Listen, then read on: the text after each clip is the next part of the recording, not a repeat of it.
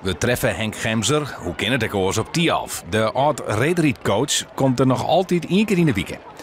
Dat wie in het verliezen wel oors, doe kan Gemser er alle dagen. Zijn grootste succes leidt op de Olympische baan in Nagano. In 1998 wint Gemser met Its Posma goud op de 1000 meter. Op diezelfde spelen gaat het jeder mis op de 1500 meter. Om favoriet Posma ons zijn redens begint te prutsen. Iets is iets, hè. En die wie wat gemakkelijker in de onrende naar daar.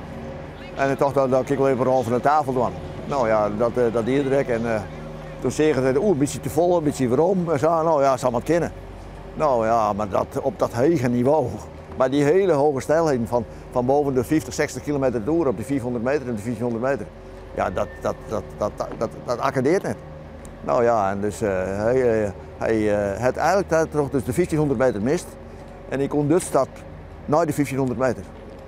Nou, toen gebeurde er wat. Ik weer echt inderdaad, ik weer kogels op. Net een leeuw. Gemser had ook een skoft coachwest van Jan Ikema. En voor Gemser hier en beide een haat-liefde verhouding. Jan, wie zo vol van energie. Dat toen ik op het zinkamer, wij konden ook al zelfs. Maar toen ik de start in 84, die joeg iedereen hoorn. En ik stelde hem voor. Henk Gemser, de coach. Jan, ik ben Henk Gemser. Ja, ik ben Jan Ikema. Ik zeg, en ik ga jou schaatsenleider leren, want we praten altijd Nederlands bij elkaar, omdat de Hollandse jongens, die moesten, dus ik beluister die kinderen. Hè? Jan, ik ga jou schaatsenleider leren.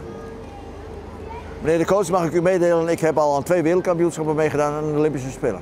Ik zeg, Jan, dat zeg je goed. Je hebt meegedaan, maar nog niet geschaatst. En dat gaan we nu veranderen. En dat slag het. In 88 op de winterspelen wint Ikema zilver op de 400 meter. Ik mij de boer werken Gemser geer. Ze hielden een intieme baan.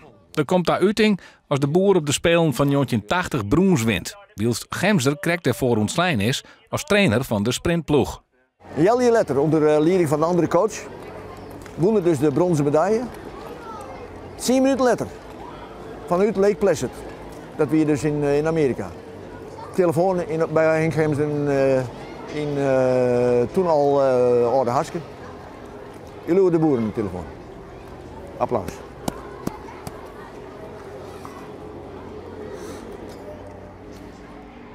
Dat doet jou wat.